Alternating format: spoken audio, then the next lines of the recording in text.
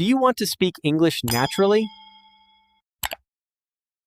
Welcome, everyone, to today's episode where we dive deep into one of the most common yet challenging questions we all face.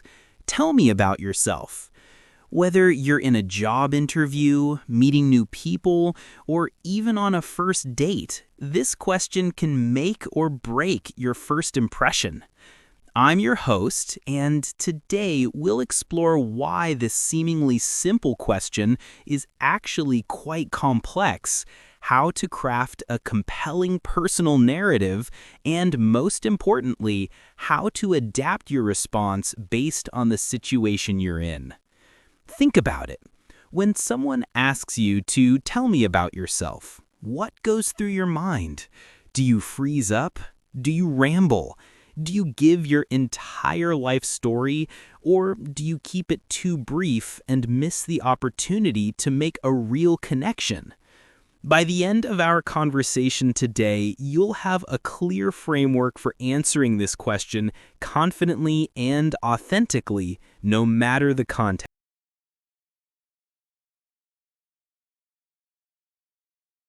So let's start with the basics. Sarah, when someone asks you, tell me about yourself, what's your immediate reaction? Honestly, panic. I never know where to start. Do they want to know about my childhood, my hobbies, my career? It's overwhelming. That's exactly the problem most people face. The question is so open-ended that it becomes paralyzing. I used to have the same issue. I would just list facts about myself, where I'm from, what I do for work, maybe mention random details. But I always felt like I was boring people to death. Exactly. So how do you actually handle it now? Well, I learned that I was treating it like filling out a form instead of telling a story. Here's the thing. Tell me about yourself isn't really asking for your biography, it's asking for your personal brand story. What makes you unique? What drives you? But how do you figure out what that story is? Great question. Let's break it down into what I call the present, past, future framework. You start with where you are now, your current role or situation. Then you briefly explain how you got there, the key experiences that shaped you. Finally, you connect it to where you're heading, your goals, or what excites you about the future. Can you give us an example? Sure.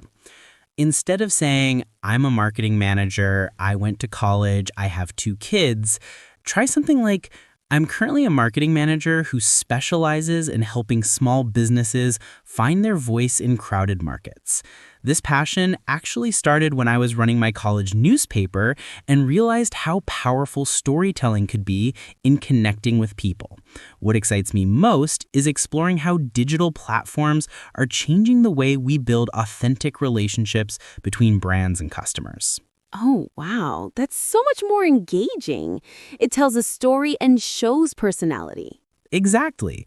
Notice how it's not just facts. It shows values, passion, and forward thinking. But here's the crucial part.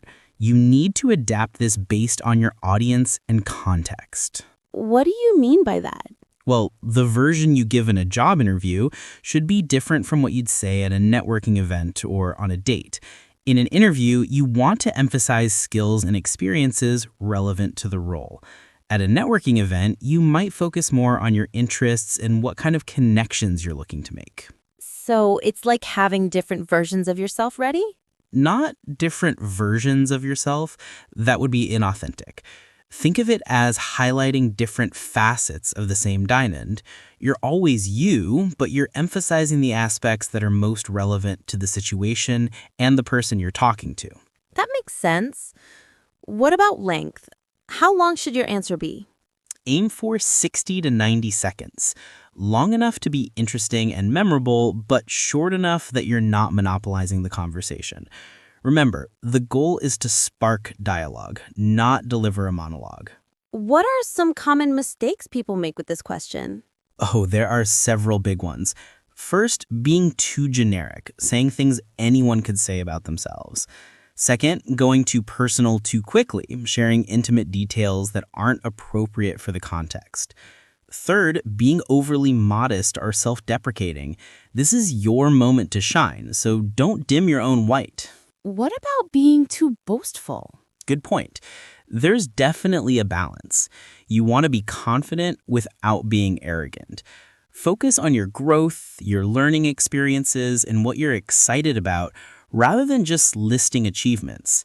It's the difference between saying, I'm the best salesperson in my company, versus I discovered I have a talent for understanding what motivates people, which has helped me exceed my sales targets while building genuine relationships with clients. I love how that second version shows humility while still highlighting success. Exactly.